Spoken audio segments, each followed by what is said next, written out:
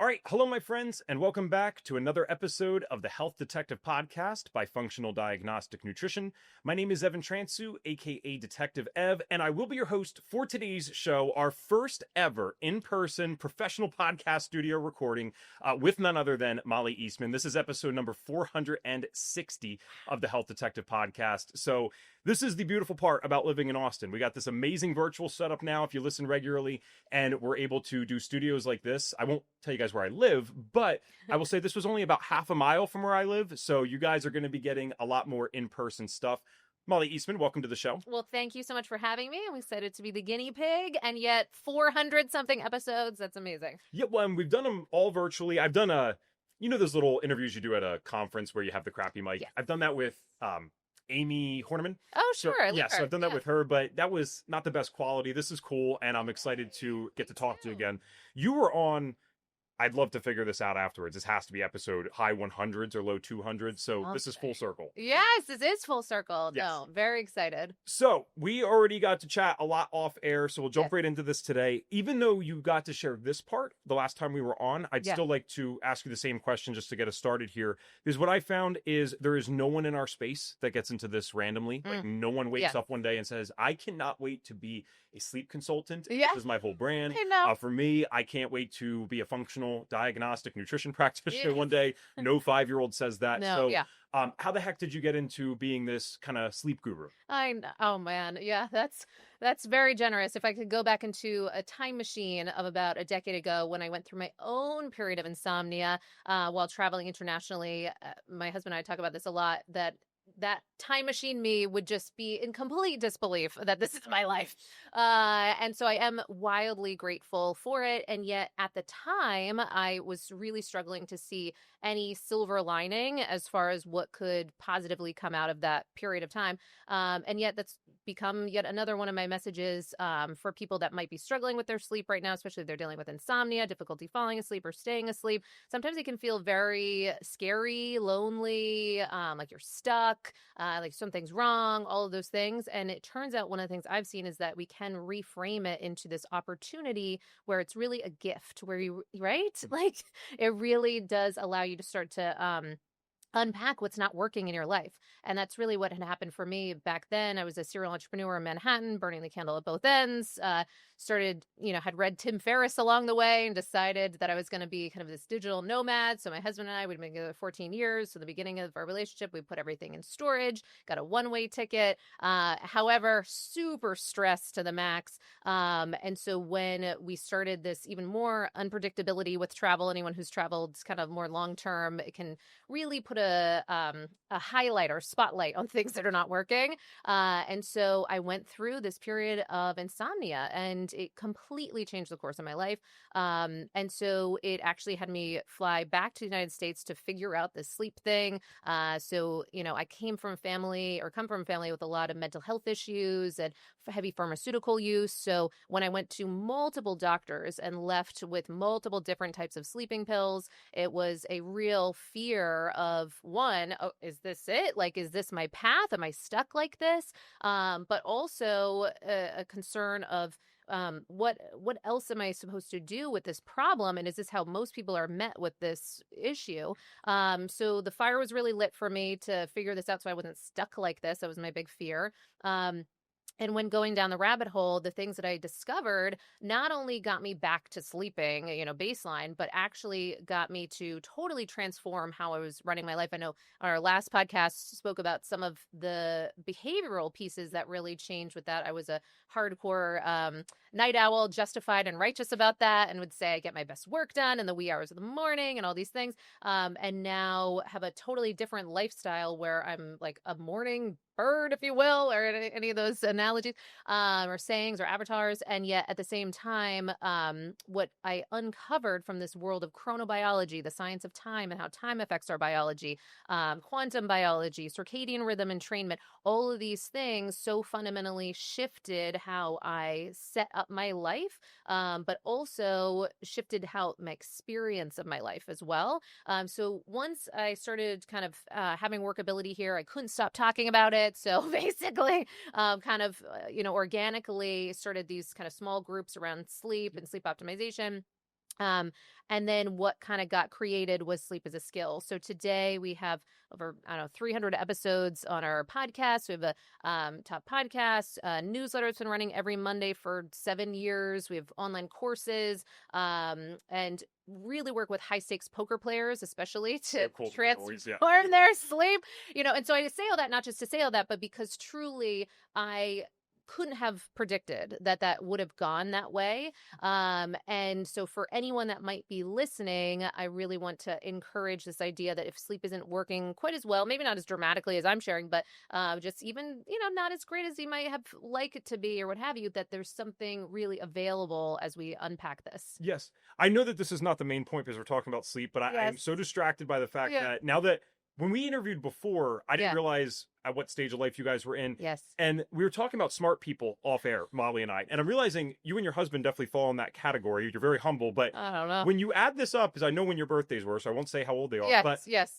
You guys were doing the serial entrepreneur thing in you're like 27 then. Yeah. So Blake at the time, when I met him, so I met him at 26, and I was like, it was a really impactful period of time because I felt like, oh, geez, now I'm really behind. Because at that point, he was a professor, psychology professor at a CUNY, background in forensics. When he was 26? When he was 26, yeah. And so professor, they actually had to change some of the rules at CUNY as a result because he had been able to get too many credits in too short a period of time. So when we were talking about obsessiveness and all the things, yes, I mean, literally my newsletter is called Sleep Obsessions for a reason. Okay. So now, and I think truly part of my obsessive nature was a source point of getting me into this issue with my sleep. We do see that there is a tendency with people dealing with insomnia to have, I'm not always saying this, but there is a grouping and a type of person that we have, kind of evidence to support this of more perfectionistic tendencies, rumination patterns, overthinking. So it's like ding, ding, ding, ding. And so while that got me into that problem, it actually ended up being, thankfully, one of the ways that it got me out of that problem, if you will. Yeah. I relate to this. I was not as impressive in my 20s, but I do relate to this in terms of the obsessive nature. It's like, we talked about this off air. I was always entrepreneurial. It just started to apply to this health stuff. It was the same mindset that made me want to be entrepreneurial that led me to this. You guys are awesome. That's very impressive. I'm looking forward to getting hang out with him. All right. So you start learning about the sleep stuff, and now, you are the person on this. I remember when I was interviewing you the first time, I forgot that we had met at the biohacking thing. Remember? Yes. And I'm like, wow, this woman's awesome. Like, you're talking the sleep stuff. Well, no one else was kind of into it at that level. And I'm like, oh, duh, that's where I met her. So it makes a lot more sense. So when you were on those medications, or prescribed them rather, I just want to go back to that for a second. This is a really common theme in our show. I always want to dive deeper into the thoughts and emotions at that time, because I didn't just bring up your guys' age to toot your horns, even though that's fun. I brought it up to show when you were taking these meds then, or prescribed them, you had to be 30 or 29 or 28. So you're very young when this is happening. So you might not have had that same indoctrination that some people get, where they think, oh, I'm 55, I need to be on meds, which we do not believe. That is not true. I mean, talk to your doctor. It's not medical advice, but we don't think that that's true. So when you got this, your prescription at this young, were you like, I know that you said maybe this is it, but there's no way that you accepted that at that moment. You couldn't have thought that was normal. No, I was really terrified because as I was sharing about the family, my history with family, I saw a lot of people in my family go down this path of now being experience of being stuck with taking these particular things. And I also had already heard of some of the heavy reliance on some of the exact medications I was taking, like benzos. So I was given in different places because we're traveling around. So there was Xanax, Ambien, and Valium, like it's 1962 because I was in Croatia at that point. So all of these in the benzo and Z drug category. And historically, we know that there's a lot of concern as far as long-term use with these. And for anyone that might be dealing with this, to your point around, this is a very delicate conversation, because we've had Benzo Information Coalition on the podcast, which is a nonprofit fully dedicated to educating around some of the concerns around long-term benzo use. We've had Dr. Anna Lemke on the podcast, who wrote Dopamine Nation, happened to be on Andrew Huberman, so I was very happy when she came on my podcast. like humbling moment. And so both of those speakers are big on the concern and kind of raising the alarms on long-term use of benzos and Z drugs, because they're really not approved to be. They were never supposed to be. They're never supposed to be that. Exactly. And so that was what I was put on, and with kind of a casual air, without any kind of behavioral interventions, looks at how, from a psychological perspective, I mean, what's going on that this person is not in a state to be able to feel safe and at ease enough to sleep, and certainly from a physiological, as FDN is wonderful at pointing to, like what else was happening, and I did discover that there were all kinds of other things going on too. I did have mold, parasites, all all of it, but right. So to your point, yes, all of those medications, and I didn't. I was adamant that I didn't have a life where now I am dependent on these things, but I had a conflict because I also wanted to sleep. So I'm taking these things, I'm fighting it, internally, and that can be a really hard spiral. Well, and thank you for sharing that, because that's why I always ask that question. Yeah. That's the real experience. That's what someone that's listening to this today, if they even chose to click on this, is probably going through, where they're like confused. And I think this is very clear from the way Mollie spoke, but it's not that we're judging someone in the moment for needing this. You even just said, I needed to sleep. Yes. But how do I figure out a longer term solution? Yeah. Because this is what's nuts. It's kind of insane that this can happen in this country and other countries around the world.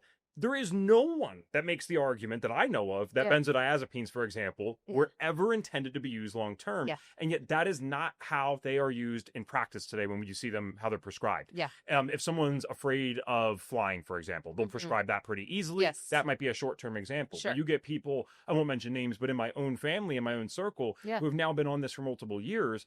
And I've had friends, because I share my story very publicly on the podcast. I had drug abuse issues and all these things. Yeah. A lot of this was related to the fact that I couldn't sleep and had other mental health stuff going on. Sure. But out of my friends that did I'll call it the more serious stuff, or had very serious consequences for their actions, I had a buddy who went through heroin withdrawal at one point. Obviously not good. He went through benzodiazepine withdrawal at one point. He said he would take, this is how he worded this, he would take the heroin withdrawal any day of the week to get the benzodiazepine withdrawal to stop. Oh, yeah. And now, I've heard that. Yes. Now, obviously, some form of that, yeah. Yes, opiates are prescribed very commonly, so people could still get the withdrawal from that. But the fact that we are sending out anxious 16-year-olds on these 2-year, 3-year prescriptions to benzodiazepine while their brains are developing, and then wondering why they can't get off of it, or they're doing wild stuff in high school or college. I mean, super sad. I want to make sure we spend some more time on that later, but thanks for your just transparency in your story. I don't even know if I remembered that from last time that you had. These are serious drugs. Yeah, serious drugs. And to your point around, and if anyone is dealing with this, one of the things that's both you're compelled, you might be compelled to do, but then also can have perils, which was going deep down the Google, rabbit hole. I would find myself on these forums, benzo buddies, and different things that were quite horrifying at different points, of different accounts of, well, I've been on these drugs for 20 something years and good luck getting off of them. And, and it's people's experience. And unfortunately, often the experiences that you're hearing might not be the most kind of stellar, exemplatory, kind of experience. And I was desperate to see examples of other people who had made it to the other side, because I kept feeling like I was seeing these paths that I felt like am I on this path now? And this is the only route. And so that's one of my other reasons too for speaking on this topic on sleep, is to share I've been there, and not only have I've seen what's possible to get to the other side, I've seen that for so many people. So just to give that hope, because there are certain times when you've had just stretches where now you're getting a couple hours of sleep, and that can so desperately impact your experience of the world and your self-efficacy and your ability to make a difference with that problem. So just even knowing, having a North Star that I can get out of this is really important. So let's start, I guess, from the beginning of the learning side of things. I'm assuming on day one of studying your sleep stuff, you didn't know the word chronobiology, right? But photobiomodulation, right? Those took some time. Totally. So only if you remember, I always think that this is a really cool thing in people's journeys. Like, do you remember the first person that you learned from, or maybe a book that you read, or podcasts have obviously become a lot bigger over the last 10 years, but they were still a thing. So do you remember that first piece of information that made you start to think about this from a more holistic method? Because I haven't heard anything in your story yet that implies that you had some type of influence from a holistic or natural perspective your whole Sure, life. It sounds like sure. this was a brand new field for you. Sure. I would say too, I was having, I had kind of gotten into some of this health space previously from a need-based perspective of just feeling like something was off, wasn't you? And, in retrospect, seeing burning the candle at both ends type of behaviors and so many things that were making that harder anyway. But a few things. So one, I will say one of the things from a psychological perspective that made such a difference was because when I first began devouring all the more standard sleep books, often they're coming from CBT-I, cognitive behavioral therapy for insomnia, which is the gold standard approach if you're in the United States. I'm sorry. Yeah, I just learned that the other day, like literally Really? 4 podcasts ago. Oh, no I'd way. never heard that. I'm like, is this person correct? And now it's Mollie Eastman verified. So Okay. I'm sorry. I'm like, I Yeah. had no idea that's everyone would probably think it's a medication, and it's Yeah, not. right. It does sound very clinical. So technically now when I was abroad and I went to all these doctors and they just gave those sleeping pills, you could argue that hopefully in the United States, I would have been met with the recommendation to speak with someone around CBT-I, cognitive behavioral therapy for insomnia. However, I'm seeing all the time that people are not being met with that. A lot of doctors just not even realizing that that's supposed to be the first line treatment. But and part of the reason that is supposed to be first line treatment is because it's very high efficacy, is for many people that are dealing with specifically insomnia, difficulty falling asleep or staying asleep. This won't apply to like sleep apnea, restless leg, other things. But if you're struggling with that falling asleep, staying asleep, then that is supposed to be the ideal. So now, I dove into a lot of that, and some of that made a difference. However, I have this obsessive tendencies, this anxious leaning way of being. And so the overthinking side of me didn't do as great with some of the standard recommendations with CBTI. So to presence people to that, one is stimulus control, and stimulus control is meant to be that you're only using the bed for sleep and sex. And then, so the thinking is if you wake up at 3 a.m. or what have you, then you're kind of assessing, okay, how long have I been awake? I guess I've been awake for maybe like 10 minutes or so.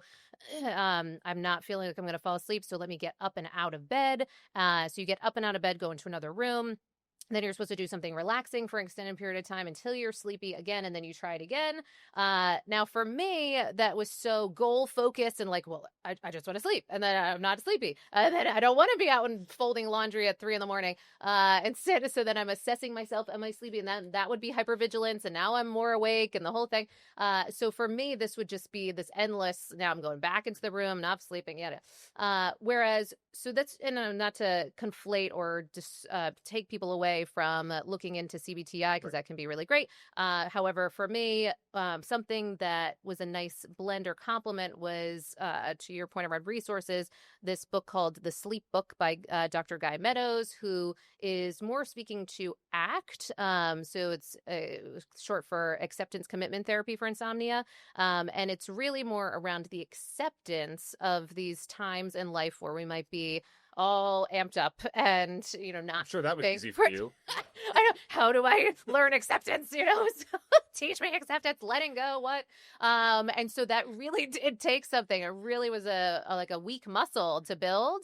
And the beauty of that part was a reframe around, instead of, if you are awake, instead of this up and out and moving around the house or whatever, you are staying in bed and you are accepting the fact that you're awake, and you're actually leaning into this concept that by resting and relaxing, that you're still getting some level of restoration for the body. So it's kind of loosening its grip on the performance anxiety of like, oh, I'm failing. So that instead you're like, no, you're still getting some benefit just by relaxing. Is it as great as sleep? Probably not, but at least, that can be restorative to some degree to get you through the rest of the day.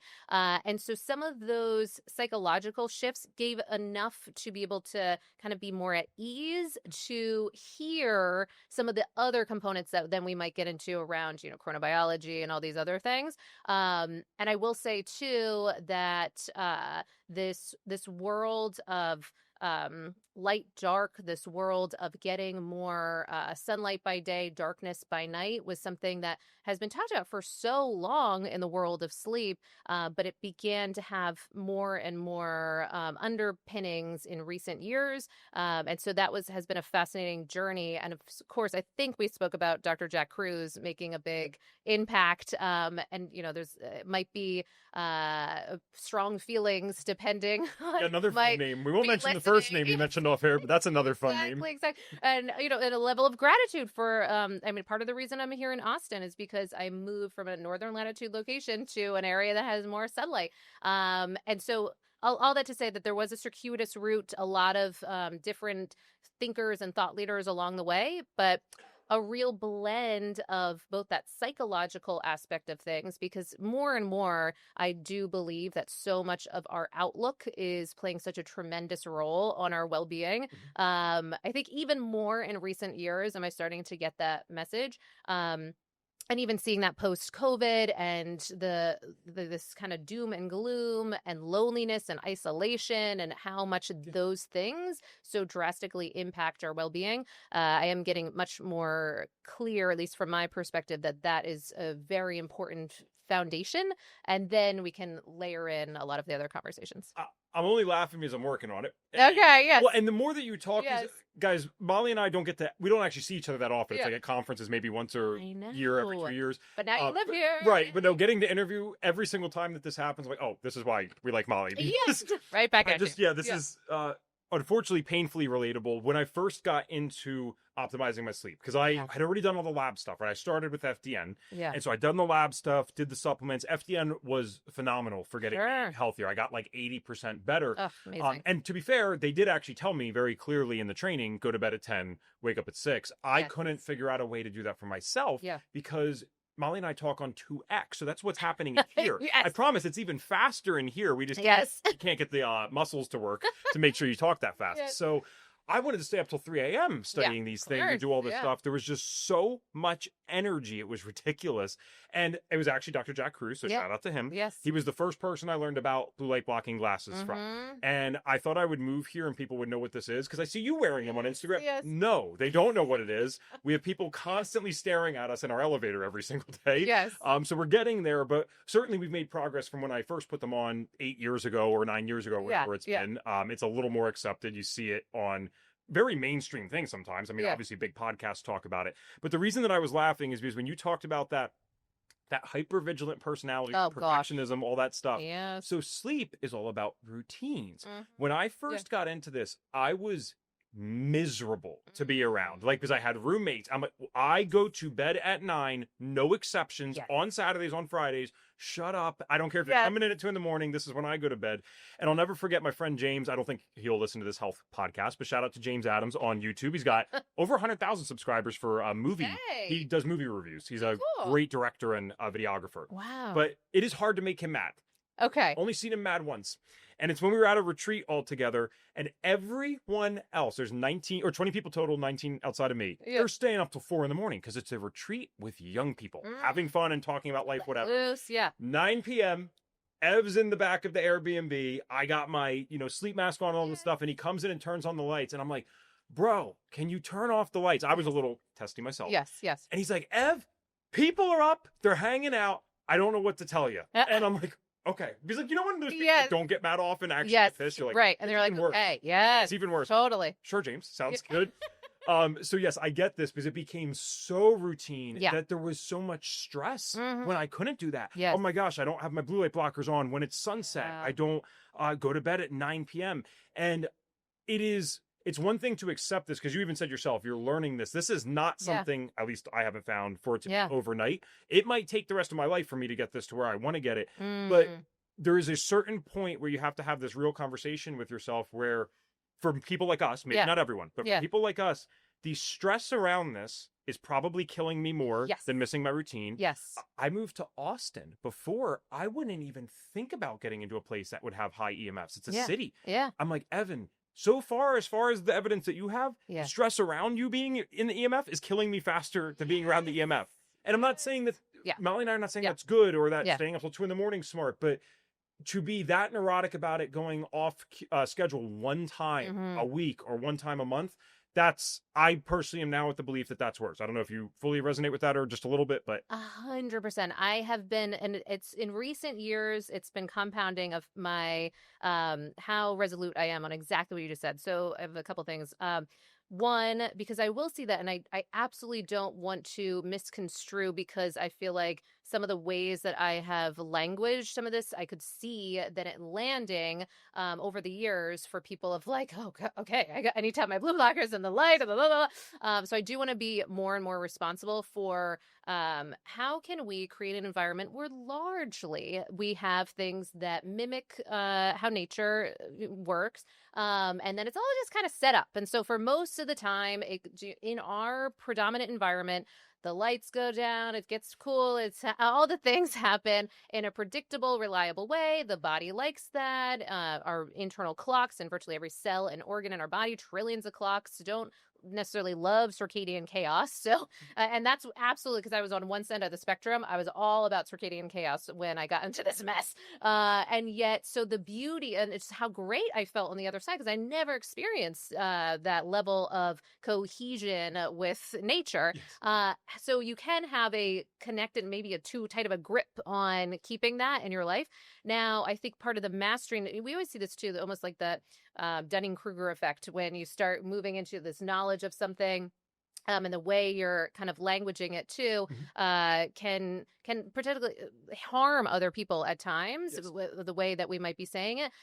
So I do think in the level of, if I'm saying sleep is a skill, then in that journey of skill set, mastery, I think, is one of how can you kind of have this beautiful ebb and flow with it. So one thing I'll share about that, and I've said this a lot, is that I had one of my favorite guests on the podcast was this Dr. David Sampson, who was a sleep anthropologist, if you will, and so studied chimpanzees and hunter-gatherer tribes and kind of like an Indiana Jones. And so one of the things that he found with the Hadza tribe in Africa, when he studied all their sleep patterns, was essentially an absence of any sort of sleep anxiety language. And just they didn't even know what he was talking about when he would try to kind of pluck some of that information out. Instead, what they seemed to have was almost could be described as a sleep capital and a social capital. Okay. And so their sleep capital would be one where largely they're not even thinking about it, but they're living outside in, nature. So most of their days and lives are set up to support a strong sleep capital, where they all kind of go to sleep reliably a little bit after sun has set, a few hours, and then they wake up pretty much aligned with sunrise, and it's just they do it all over again. Sleep capital kind of intact, but every now and again investing in their social capital, and their social capital being when, as one might imagine, in living in kind of a tribe-like environment where they're going to town, they're celebrating, they're, singing, they're dancing, right? And the importance of being a part of the tribe and feeling connected, feeling like, variety, stimulation, letting loose, that was so valuable that you could make this argument that was actually supporting your sleep capital. Sure. Right? So it's this weird way of thinking about it, us overthinkers, that it might have to, we might want to invest in our social capital. Like, so for instance, I went out to dinner last night and I was like, 7 p.m. And then everyone didn't get there until like almost 8. I'm like, when are we ordering? What is happening? All the lights. And I'm like, okay, social capital, invest. Way to think about it. Right? And Yeah. so then it allows your body and mind to fully be in the experience without fighting the experience. Same rules apply for the EMFs. My concerns too is that I will say that I've spoken with many different doctors too that might be in the space of quantum biology and some of the real strong concerns of EMFs in that group. And so many people, what they'll find is people that are now living out in the middle of nowhere, and now they have no social network. They have no EMFs, maybe, for now. No life either. But no life either. And we do know how important social interactions are for overall health and well-being. And so all that to say, I know this is a very long, circuitous route, but that biology of belief piece, that Bruce Lipton approach, is so crucial, I think, more than ever when we start looking at health anxiety, which can really be problematic as well. It's Molly, I interview obviously many different types of people in the Yeah. podcast. Yours is kind of focused around Yeah. sleep. I know that you probably branch out sometimes as Sure, well, sure, but sure. what's interesting here is this you kind of see a predictable journey, at least in people's health. I've Yeah. seen this, Yeah. right? Where we go through this isolation phase. Why? Well, there's one of two Yeah. reasons. One, the habits, unfortunately, are inherently isolating. I felt Exactly. like going to bed Yeah. at 9 p.m. Yeah. is inherently isolating, especially I'm learning in this city. Yeah. I'm like, some people just, I wish I could do what they do. I'm looking at like a 6-year-old who's staying up till 6 in the morning. And Yes. like, how? You must Yeah. have great social capital because Exactly. you have no sleep capital at this point. I could not do that, I don't think. So one, the habits can be inherently isolating. I'm the one at the retreat, going to bed early. And then just because I went to bed early, I'm also waking up 4 or 5 hours before everyone, which there's some beauty in that piece, but you don't need that all the time necessarily. The other side of this as well is some of the different health issues I interview. Sleep is not, again, unless you're talking about the habit side, I wouldn't necessarily think that that's inherently isolating. But for me, when I had, unfortunately, severe cystic acne or depression, those are inherently isolating conditions. Sure. I've had people with severe IBS that, they need to use the bathroom 15 times a day. I never know when it's going to happen. Other skin issues that can embarrass people and weight issues that can embarrass people. So the reason I'm mentioning that is because that ends up making the disease worse almost 100% of the time. And I know that this is the worst advice because I didn't necessarily practice this when I had severe skin issues or depression or whatever, but you can't isolate. You have to at least go out with family, the people that don't give a crap if you have a pimple or whatever, man. They don't care. You got to make sure that you're still staying in those communities because I did develop a lifestyle for myself, especially you guys can probably relate to this with the entrepreneurial side that you and Blake have. Sure. Between that focus that I had on, all right, how do I build something for myself? How do I earn more income and all those things? And then the health issues. When I actually looked at my day, I am as isolated as can be. And I don't know what, I don't want to mess with Blake here being the psychology professor, so I don't know what he thinks about the personality theories. I do use Big Five, which to my understanding is one of the more validated ones. I score, and I've taken this with my wife, so this is someone else over my shoulder verifying this for me. I score in the 98th percentile of extroversion on those tests. Wow. So someone with the 98th percentile of extroversion, meaning that I need this. This is my life. And I'm isolating from everything, and I'm just living in my head. Now, if you're in the second percentile of extroversion, you might be like, that sounds like awesome. If you're one of the people that said, I loved COVID, I'm going to guarantee you're probably in that bottom 10 percentile, right? COVID destroyed me. I had never had something that circumstantial just beat me down. When everything else in my life was good. I was feeling great at the time before that happened, and it just beat me down because I would try to go to the playground. I literally had a cop pull up. He's very nice, but hey, you can't be doing pull-ups on the playground. I'm like, this is crazy. Insane. I'm like, what are we doing? Happening? What dystopian thing is this? But all of that to say, I know everyone's not going to be able to accept that fully because we've been on the other side. When you're in the midst of the journey, it's so hard to get away from, I need my routines, I need this stuff. But the progression for me has been, dude, stay up a little later sometimes. Gosh forbid, go out to eat. I had found actually when you love and these relationships that you have with people that you care about can help. When I first met my wife, we're having so much fun, right? You're in that pure honeymoon phase. I'm breaking all my habits at that point. She was on the West Coast. I was on the East Coast. So when we met up, oh my gosh, we're staying up super late. We're eating till 11 p.m. And yet, I didn't get breakouts. I didn't feel terrible. I didn't fall back into depression or panic attacks. I'm like, how's this happening? It's like, because the social capital, I think as you called it, that was filled. That's about as filled as it could be. So it's all about trying to balance that, and I think figuring out where we're at in life. Like if I was actually in a more stressful period, like if you were going through a breakup or something, I might actually be more routine, if I'm being honest, on the sleep side, because now I'm getting killed here. So beautifully said. I think that's so important because it's kind of a dynamic accordion model for how we might be approaching these things. And I think you're right. And especially with any behavioral change, it might require some flexing of that muscle for a period of time, especially if something's very new and we have an environment where we've always acted a particular way and we're used to life that how we've seen it. So to be more intentional for a stretch of time, I think makes a ton of sense. And that's certainly what I did as well. And then just eventually, then once it becomes more routine, one of the important things I think is especially when it comes to sleep, is how can we ensure that we're not languaging ourselves as fragile in a way that as if, we can't possibly stay up a little bit later on Friday or whatever. Talk to us about that. I do that. So that fragility, because that sometimes with sleep can be a bit of a slippery slope for some of us. And that's actually a big part of that CBT-I, cognitive behavioral therapy for insomnia, is to actually have us look at and be with the experience of sleeplessness or low sleep amount. Now, of course, I'm not trying to say say like, okay, get no sleep and go drive across country or something. We're not being insane, but to look in the eye of those things that we're might be afraid of. And that I was like terrified of this night after night. Am I going to be stuck like this? Someone that's only getting like a couple hours of sleep? Like, this is maddening. And yet at the same time, also then seeing, oh, wow, I actually can still get a lot of the stuff I need to get done today, even if I maybe don't like it. But to start to know myself as someone who can handle it, paradoxically, you start to oddly get more sleep over time, because now you're not trying to force sleep. Sleep is so tricky. I feel like it's the ultimate kind of dojo for us overthinkers or perfectionists or trying to get it right, or performance aspects of things, because it does sort of require that Chinese finger trap and to let go of the trap versus like try harder, right?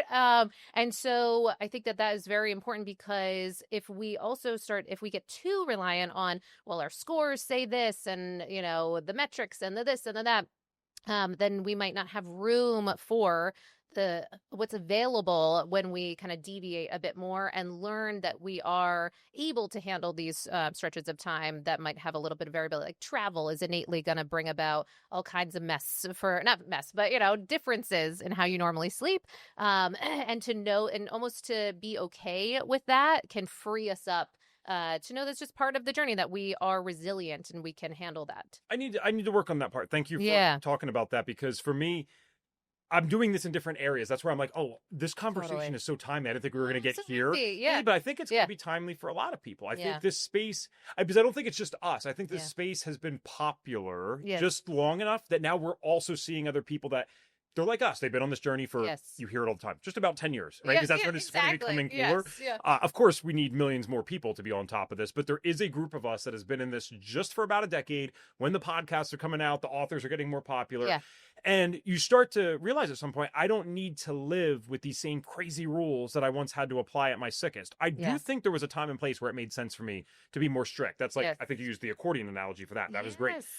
What I'm testing myself out with other things over the last several years is I grew up as a very fear-filled kid. I mean, it's like 5 years old, afraid of my own shadow. My parents always said, I don't know if this was a good thing or not, but my parents always said, even like from a very young age, I was like questioning our existence. And they're like, they said they're talking to each other like, we don't know how to answer this, let alone tell the 5-year-old this. Well, because I'd ask my parents, like, what happens after we die? Like, where do we go? Why do you not have the same answer as grandma? Like, I was connecting these things and realizing that these authority figures couldn't help. And that was one of many things that created a lot of fear around physical harm and all this kind of stuff. So over the last several years, I've started to embrace more of that. One of the things, Blake would probably know this, that if you're in that high extroversion category, it's not just talkative. It's not just I get energy from other people. When you're talking about the Big Five definition, you're high stimulation seeking. So there's always been this paradoxical thing with me that I love the adrenaline, but I'm too scared to go do it to begin with. I get that. Yeah, but once I get there, I'm addicted. Sure. So I started riding a motorcycle. I'm getting my private pilot's license. I didn't fly for 12 years because I was so scared. And now I'm the one, flying the mini plane. It's amazing. And I don't always love it. I got to be clear. I get very tense on the motorcycle. If I look at my Oura ring stress levels after I get done, I think I had fun, but it was like sky high the whole time.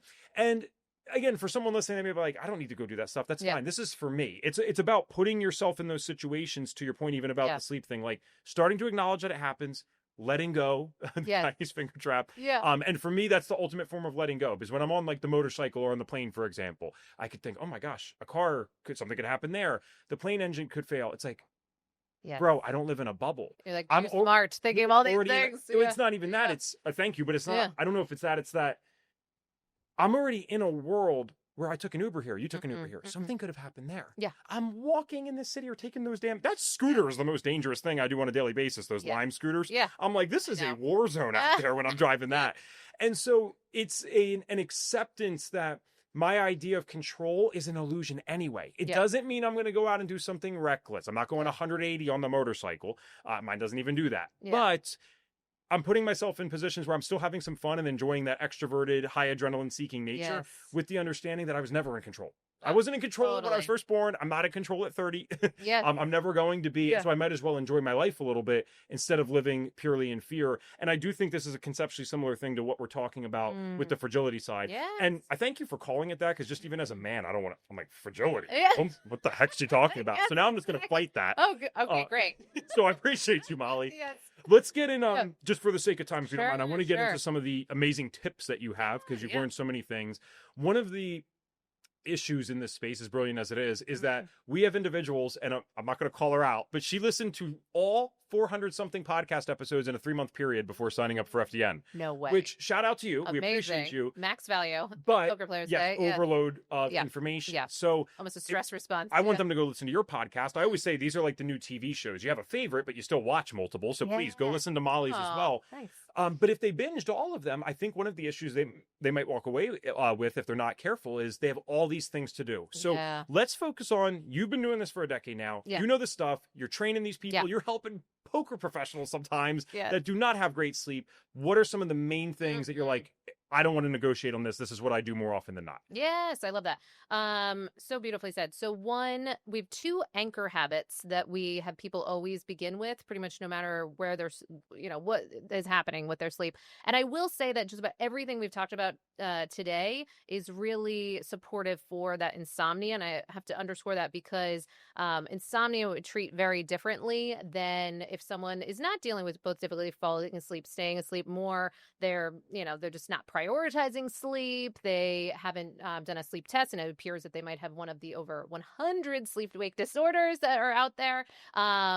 And maybe they have multiple jobs, or maybe there's just sleep hasn't been a priority. They're experiencing revenge bedtime procrastination, which is a new fancy term that's come out around COVID, and actually has research behind it, oddly, of like why the psychology of why we might be staying up later and later and later and only impacting ourselves. And so there's that whole group. So if you are more in that group, we might approach things very differently. However, having said all of that, there is kind of this great equalizer where most people, we have this anchoring where 2 things. So one, we mentioned on our last podcast, if anyone wants to ever check this out, it was a while back, but the light dark piece, we spoke, I think, quite a bit about that.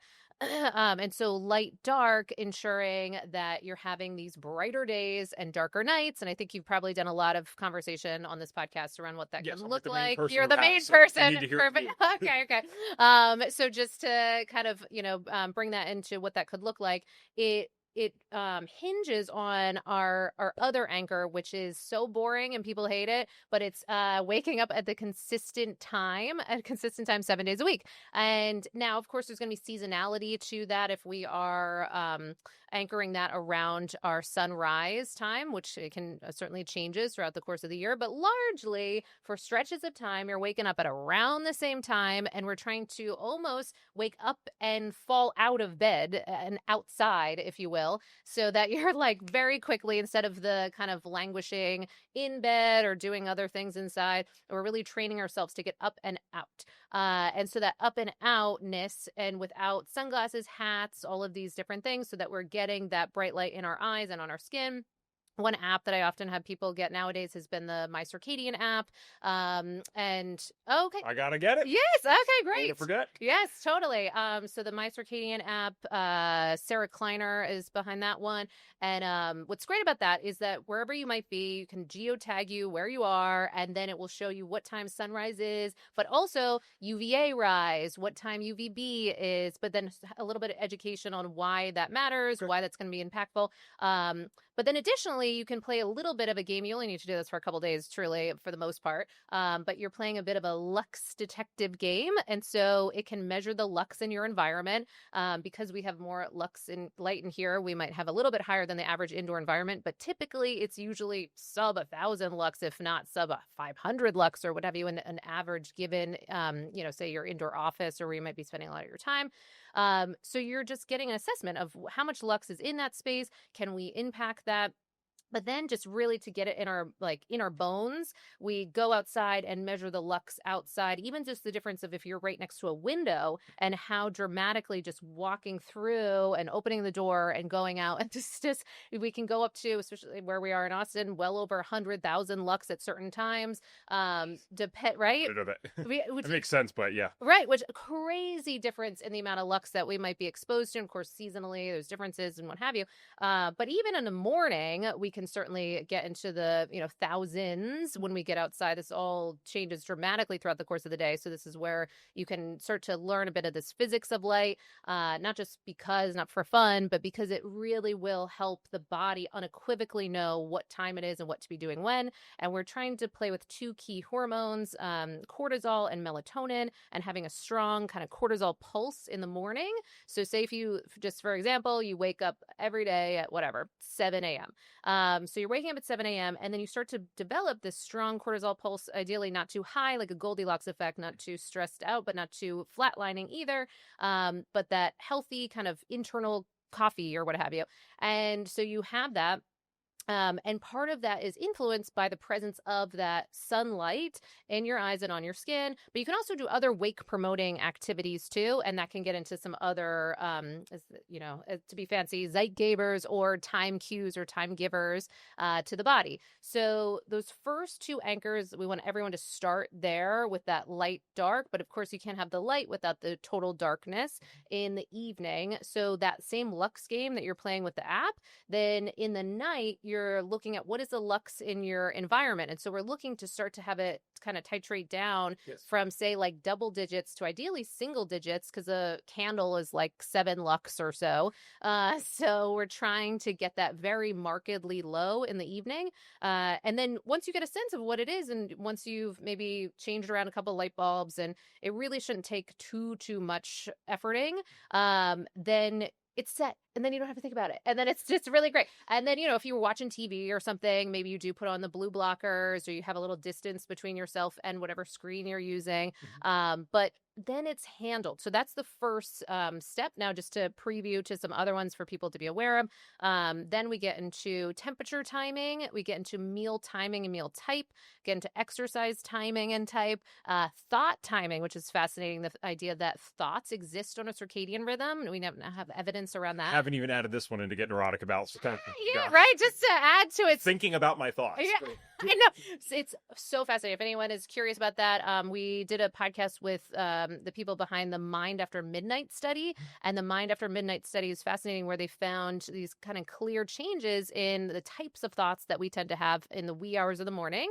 And they tend to be very black and white esque. They're more catastrophic thinking, and sadly kind of risk taking and suicidality rates going up in the wee hours of the morning. Okay. Really, right? And so so there's a real kind of dire, could be a dire piece to this if we're not aware. But once we learn, when we know better, we could do better, and we can start to almost have a written, kind of contract with ourselves that we're not going to engage or believe fully. I know it's easier said than done, but with those types of thoughts that we're having in the wee hours in the morning, because we can almost trust and guarantee that if we just wait it out a little bit of time, we're going to have very different viewpoint in the morning hours. So there's that thought timing, and then chronopharmacology, the timing of our drugs. So drug timing as well, which could be like supplements, things like this. This is not just like a random Red Bull. This is a sleep-friendly. That would be hilarious if you were talking about all this sponsored by. Yeah, exactly. It gives me wings. Yeah.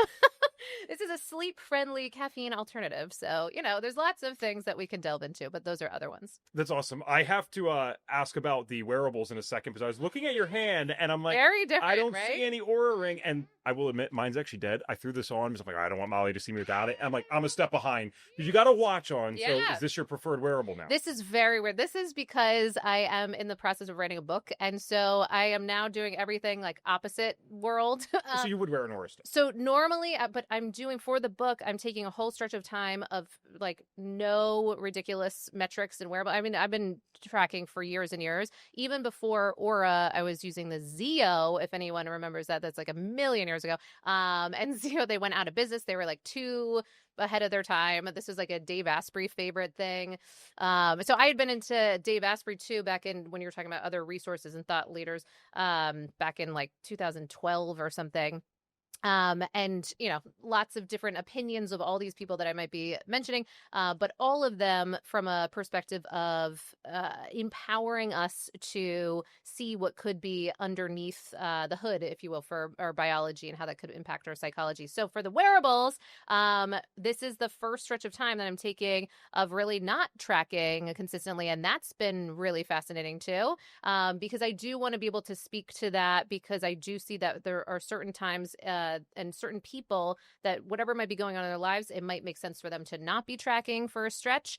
So this is so old school. So this literally is a pedometer and a watch, and it is run on a battery, just a battery type that I don't even charge or anything. I'm thinking it's like the Apple Watch. Yeah, it doesn't seem like so. I know. Well, and usually that was always like my thing, and I still have all the things. I have, a whole, I don't know, some sort of like Iron Man setup of like all the things.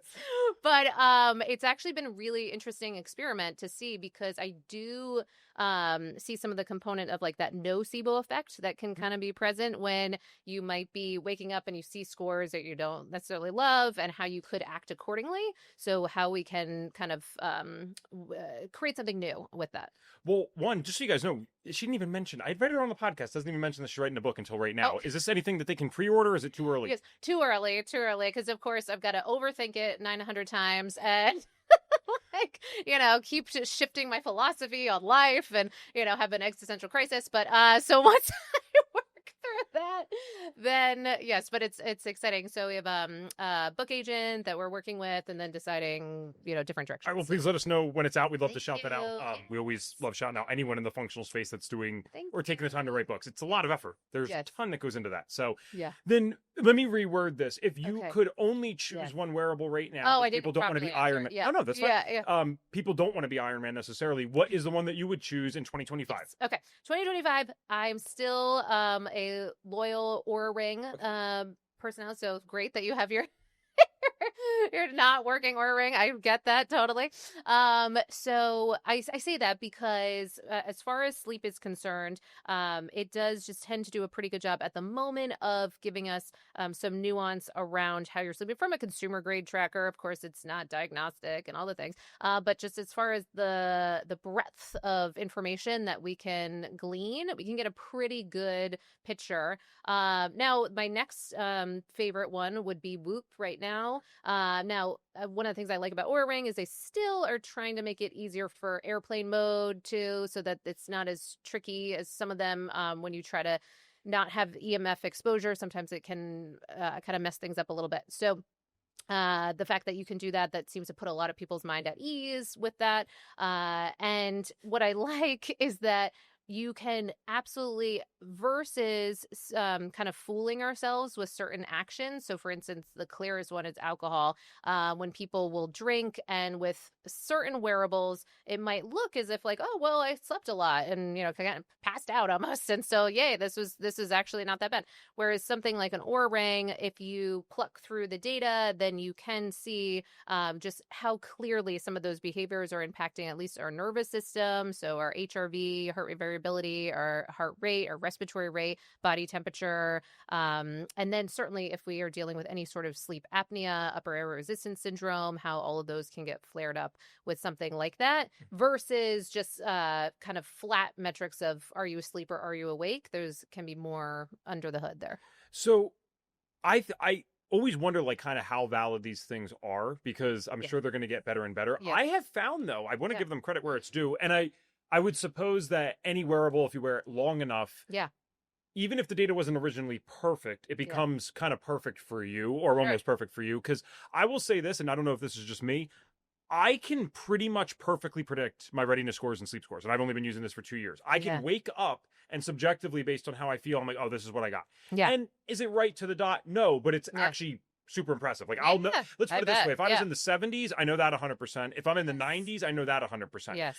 So I don't know what that means, but I do think that there's something to it. But I totally understand what you're saying about the potential of the nocebo effect, where you don't want people to be using this in the beginning and actually get scared. Like, if you're waking up and you're like, I feel great, and you saw a 70 on your sleep score, readiness score, and you're thinking now, well, I maybe shouldn't do stuff today. It's like, I don't know about that yet. I don't know if that's where I would draw my line, because if you feel great, I'd probably trust that a bit more, but Yes. do you disagree? Yes, I do. And I would love for a future where we can choose how we're taking in this information. So we could have more trends based. So maybe you can click a couple buttons and you only get weekly updates. You get, I know, of course, it's not as addictive and gamified and what have you. But I think for certain people during certain times, it can make sense of us to look at the trends and then adjust accordingly. So if we're starting to see, oh, wow, we're trending more of a stress response or some of these things that then we can start to take action around. Great, you're still taking action, but you're not on a day-to-day being impacted, like you said, like, oh, I guess I can't work out today. I guess maybe this isn't a good day to see people or whatever. Yeah, just talk 70 ready to. Yeah, you can make a lot of meaning out of some of these things. So yes, if we could start to be more thoughtful too about the way we're taking in that information, I think that can really be beneficial, especially for people if they're in a stage where they're feeling at the effect of circumstances in life and stressed out and what have you. It can be a way to still get information because it can be tricky to impact an area if you have no real strong data around what's even happening. And so that's one of the magics of having wearables and consumer grade trackers, because I think steadily now it's getting people in the game of it, where it was an area that they weren't necessarily thinking about in much detail at all before. But it's something we're doing a third of our lives. On average, 26 years are spent asleep. And yet even the average doctor gets around 2 hours of training in this area, even out of Harvard Med. So yeah, it behooves us to take a look. Yeah. It's so funny talking about the productive mindset, if we'll call it that, or the perfectionistic. You have also said that. Yeah. When you said 26 years, the first thing I thought in my head, I'm like, damn, what a waste of time. Yeah. I'm like, 26 years. Dang, yes. Live a whole other life. I know. Just joking. Make sure you get your 26 years of sleep. Because you're going to have more quality in the other part. That's the clip of the entire podcast. Yeah, we get 26 years. Yeah, they're done. That's funny. So I don't mean to just jump to topics here, but there's a few main things I wanted to make sure we talked about today. So we covered the wearables. We could spend a whole podcast on it, but I think we covered it today because there's going to be someone that, they can't spend 400 on this and 500 on that. So at least they know now, hey, Oura Ring's Mollie's preferred thing. And by the way, for the record, I do trust her opinion more on this, but it is my preferred at this point. Yes. I have seen the most useful data from it. Mm-hmm. I got this when I was in mold because what was happening, and I'm getting a little ahead of myself with the mold thing, but I was scaring the hell out of Maddie, my wife, because I was waking up gasping. We did not know we had mold yet. We had no idea what was going on. Yeah. And we had been in it long enough that I would literally wake up, and I don't want to be dramatic on the podcast, but it was a louder version of like almost yelling it. And so I do that. You scare the heck out of her, wake her up.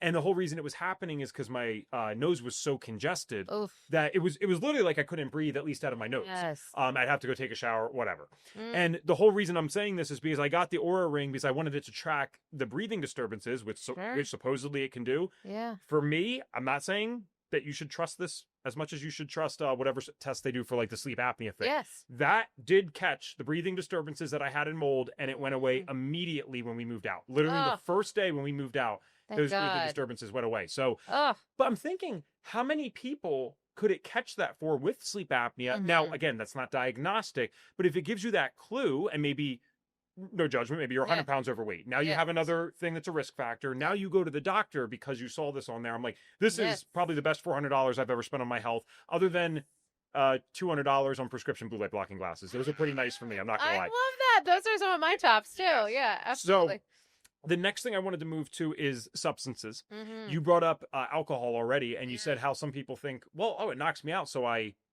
sleeping, right? Yeah. It's like there's a difference between being knocked out. Ambien knocks you out too. Xanax knocks you out as yes. well. Yeah. That doesn't mean that you got the same sleep quality. So I would hope that most people listening to this podcast do not assume that a few glasses of booze is a reasonable way to get sleep. So we'll start on this one instead. I wanted to talk actually about marijuana. Yeah. There are people even in our space, and again, none of this is with any judgment, but there are people even in our space that would swear, well, hey, I got organically grown, I know the guy, it's legal in my state, and it does help me sleep. Well, I'm not denying that it does help you get to sleep. It might even help you stay asleep. This is why, unfortunately, I started smoking at 15, because it was the only thing ever at that time that actually put me to sleep and helped me stay asleep, to the point where, well, I don't want to, I've said this in my, I wrote a book not nearly as fancy as yours, but like years ago just for speaking. Yeah. Well, I don't like to out them on this because not a lot of people read the book. So just know that my parents are awesome people, and this was not an easy decision. This helped me so much with my sleep at the time. So this is such a personal conversation when we talk about the marijuana thing, because I don't judge people at all. Yeah. I smoked that every day at night when I was 15 for a month. Yeah. My parents don't know this. Yes. My parents came to me and they said, whatever you're doing, we hope that you keep doing it because it seems like we're getting our son back. Oh. Now, imagine their faces when I told them, hey, I've been smoking pot in your bathroom every single night. Yes. They were shocked, but because the conversation started with that way, there was a time period in my house, even as a teenager, in a state was certainly not legal. It's not that they wanted that, but they had this like brain miswiring because they saw the improvement. They started the conversation with that and then said, what the heck? This is how you're doing this? Yeah. I do not recommend that at all, especially for a teenager. That was one of the dumbest things I've ever done. And I do swear to this day that smoking weed for so long affected some of my executive functioning, even just like impulse control and stuff. Sure. At least it's a good thing to blame. Yeah. I like blaming that instead of taking responsibility for it. Love that self-awareness. That's but amazing. with that said, hopefully most people are not recommending smoking weed every day to a 15-year-old. Let's say they're 25 or 35. There are some people doing this. Does marijuana actually help you get better sleep? And if not, what are some of the other things that it's doing to your body? Oh, you said so much beautiful, it's so good. Well, and real quick too, if anyone is experiencing what you spoke to with that gasping, so one, I'm so glad because it sounds like you found that it was rectified so quickly once you got out of that environment, which is amazing. And we definitely see molds can be such an impactor on our sleep and so many aspects of health. And now I am very biased and bullish on this topic, but if anyone is dealing with that experience of waking up frequently, even if you just feel like you have to go pee a lot throughout the course of the night, which is also very common, and if you particularly are having the gasping feeling or choking feeling or just not being able to breathe well, snoring, etc. Doesn't have to just be with snoring too. I highly urge people to get tested for sleep apnea or to get an at-home test. And I say that because one, it's usually around like $100 to $150 nowadays. So you can get it like really quickly, and all you do is just go to bed like you normally do, and you just wear either a watch or a ring. And so in that process, it can often be life-changing for people, even if it's not how they might be imagining the avatar of someone with sleep apnea as like a big neck and overweight and huge tons of snoring and all these things, especially for women too. They might especially really not exhibit like that. And yet you might be dealing with something that could be life changing. And so many of them, that's a bigger topic of why are so many of us dealing with sleep apnea. Sure. And so there's lots of theories around like vitamin D and certain components of what we're eating and all kinds of things. But regardless, a lot of us are either have this and are not treated or undiagnosed. And I do believe that these wearables are going to start spiking up a lot more diagnoses of this. Sleep apnea or Apple Watch now even does say they'll give like a red flag if they believe that you may have sleep apnea, which is a big aspect of things. They can't diagnose, but it's enough to go get tested. Things that you might see on your Oura ring or Whoop or what have you. You might see a lot of awakenings throughout the course of the night, even if you don't remember them. You might have more, particularly also disturbances too during the second half of the night. REM dominant sleep apnea is really common. So those people that always like remember all kinds of dreams and because part of remembering dreams commonly is that you're waking up around the dreams. And so that can be an aspect of things too. And then also when you are just really fatigued throughout the course of the day, you have dry mouth when you first wake up, and then certainly snoring or other signs. So I'm saying all that because that truly can be life-changing if people test this. And if you've tested in the past and you were fine, then as years go on, you may still develop it in changes in hormones, musculature, weight gain, other things can also bring this on. So that's my PSA for that. So then, thank you. Oh, and I also say that too because it can be so. I have permission to share about Blake because he had none of these signs. He didn't have a big neck. He wasn't snoring. He's not wildly overweight. None of the things. Not drinking. Like all of. I love that wife comment. Wildly over. Sorry, Blake. Have our moments, know. Whatever. But so then only because I get so many of these things to test, he's been my guinea pig for many years. And so then testing him, and lo and behold, he had, and at different points, it would be on the hinge between mild to moderate sleep apnea, Wow. which is a life changing, because even when people hear mild, they're like, oh, must not be that big a deal. No, it's for multiple times throughout an hour, you are not being able to breathe. You're like choking. One time is scary. Yeah, one that's time. not good. Right, exactly. So it's been absolutely transformative for him to treat that. And so I often share him as an example, because how we think of this, we might be like, I do not have that. But he would have said that too. And he has it. Anyway, so that is that. And then as far as the THC question, so good, so good. One, I'm so happy that for that, at least that stretch of time, that seemed to be supportive. And there's a reason. I mean, there's entire lines of THC gummies or different ways of getting these things in, specifically for sleep, because it does have, can be quite effective. And we see in research where it seems to be similar to alcohol effect, in that you take the substance and then there can be a shortening of sleep latency. So the time it takes to fall asleep, from your kind of onset of attempts and then to actually be asleep. Now, then there does seem to at times be a particular richness to the sleep for a stretch of time. However, that does seem to be similar to alcohol, where things start to kind of fall off. And then particularly for THC, one of the things that we see is impact around REM in particular. And this can be noteworthy when people, if they've been taking this for a long time and then they stop taking it. REM rebound. Did you have that REM rebound? Well, because I never used to dream. Yeah, no, I've struggled with this multiple times, especially in my early 20s, trying to get this figured out. Because it was something, it does help me sleep. There's no doubt about it. Probably would still help me sleep. Yeah. But that REM rebound is nuts, especially if you're not a dreamer, because what it literally is as it sounds. You start getting the REM sleep back. Yeah. I've never been able to, I wouldn't have had an Oura ring when that would have happened, but Sure. Well, okay, Evan, that is not an excuse to go test this now. I'm like, yes, that's a good justification, right? Yes, for the sake of science. Yes, for science.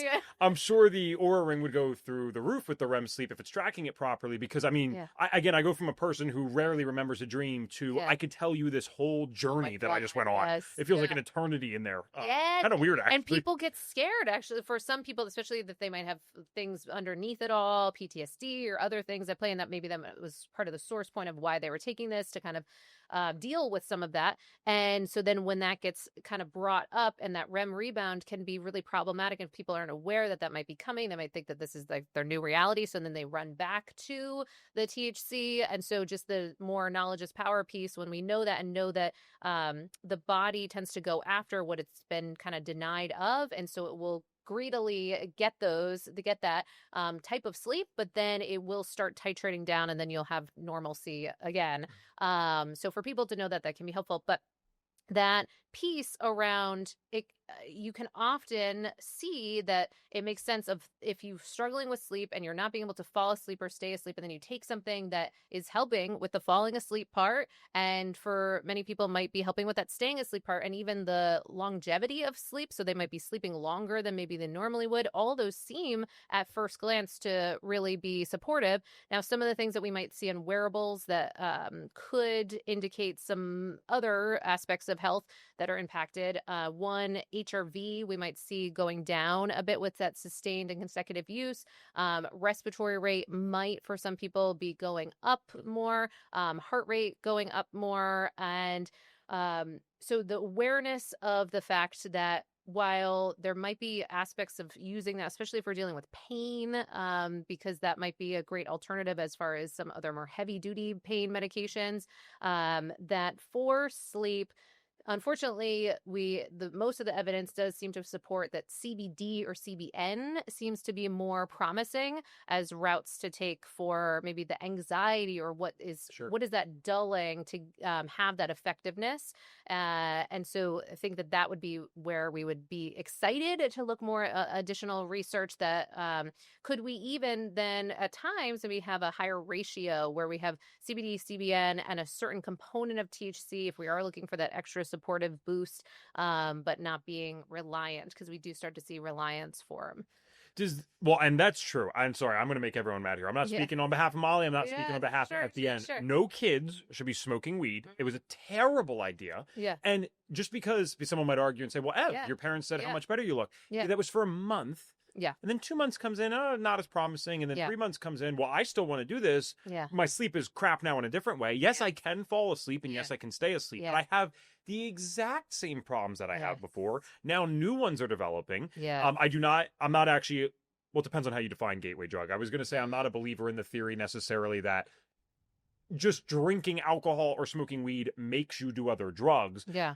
And then some people, when I describe what I'm about to describe, they say, well, that is the gateway drug theory. So maybe I misunderstand it. Yeah. I do believe that people that have an interest in taking drugs for whatever XYZ reason are most likely to start with the thing that has the least harm and the most social or societal normalcy around it. Sure. Or acceptance would be a better word.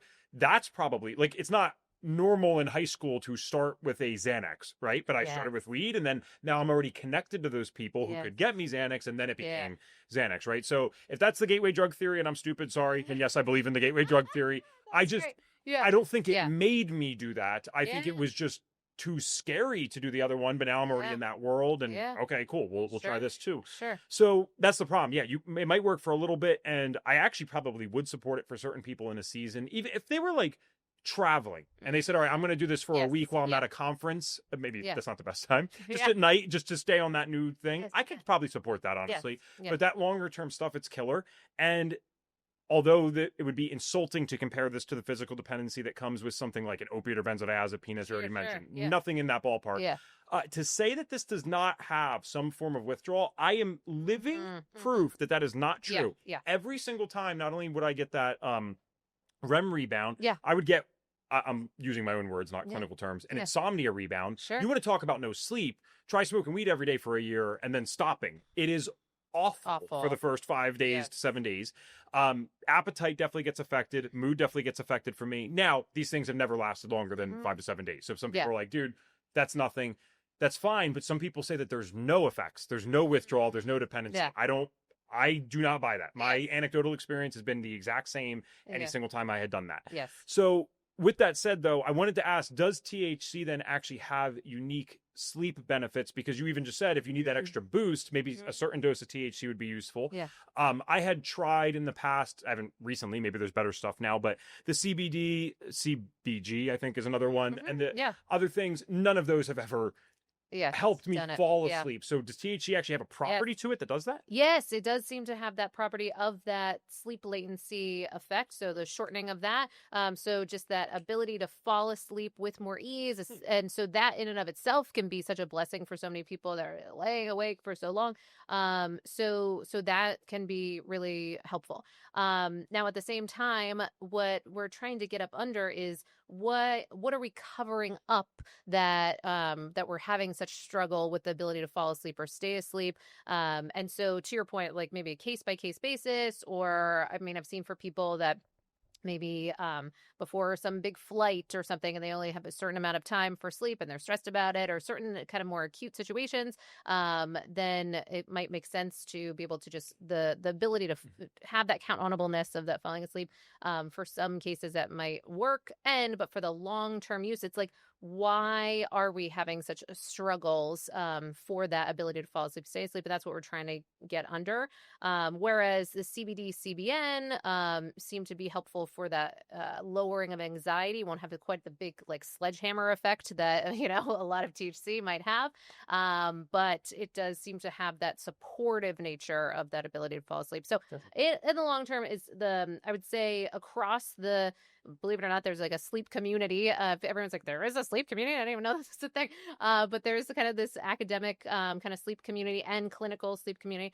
And the thinking often is THC and alcohol being these things that are kind of getting the job done to fall asleep, maybe, but then the quality and then the dependency and kind of opening up this potential whole other problem that you beautifully illustrated. Yeah. Okay. That makes total sense, because that's always was the main thing for me. I'm not saying I haven't woken up from sleep at any point in my life, but it was the latency. That was like, I'd be there as a kid. And this is before, I didn't have a TV in my room at the time. There's no smartphones.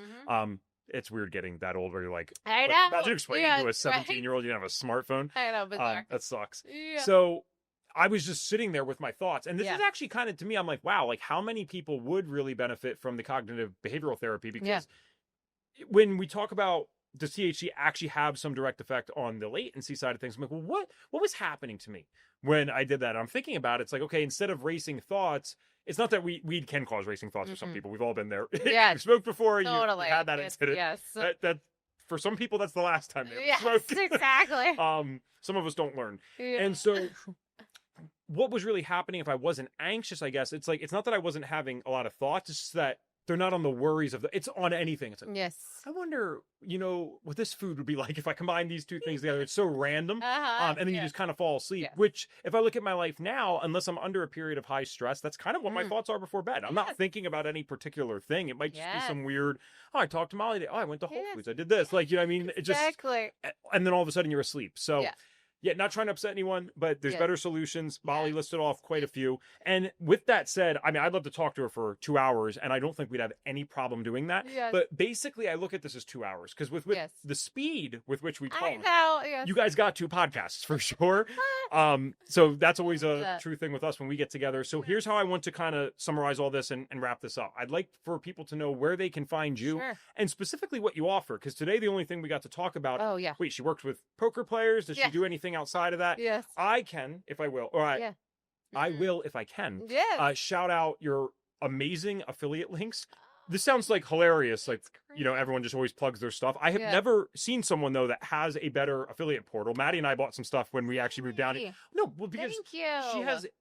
It's not a bunch of random stuff. It's all for sleep. There's like 200 something products on there, all that you've either interviewed or vetted in some way. Yeah. So if you do need help with like what blackout curtains to get, what expensive mattress to buy, all that stuff's on there. So again, where can they find that? And then what do you actually do? What do you offer? Sure. Well, one, I also just want to say I'm so grateful for the opportunity also to come back for second time and to be live. Yay, us. This is amazing. And I truly believe and want to kind of convey that message that sleep is a skill. So no matter, I know we talked about a lot of different things today, but no matter where people are at, that even if you're sleeping pretty great, amazing, we can build that muscle and that skill set. And if you're really struggling, that it's not some innate thing that you're just a bad sleeper or whatever. It's all available to transform. So really standing in that. So from that lens, you can go to sleepisaskill.com, and there you can do all kinds of things. So you can take a sleep assessment and get information right away that can help support your sleep journey, if you will. We have our sleep podcast. We have our sleep newsletter. And then if you're further struggling beyond just the kind of free information, then you can do a few things. We have online cohorts. We're releasing these new kind of master classes that will be really interesting around different types of things with sleep, whether wearables and others, so more spotlighted. And then we have one-on-one offerings as well. And then we also have audits. So we'll do wearable audits, mainly Oura Ring audits and Whoop audits, which are really fascinating. So then we can use, AI as well. So we'll do these really in-depth sleep assessments, kind of clump everything together and then see what is happening with your sleep from your data. Because we've had access with Oura Ring teams for for years and years and years. So we can also see, kind of overlay you with hundreds of other people in our database and see how you're kind of faring with your sleep as compared to, the masses. So having said that, there's lots of actions that you can fundamentally take to transform your sleep so that you're never stuck in any place that you're dealing with that sleep.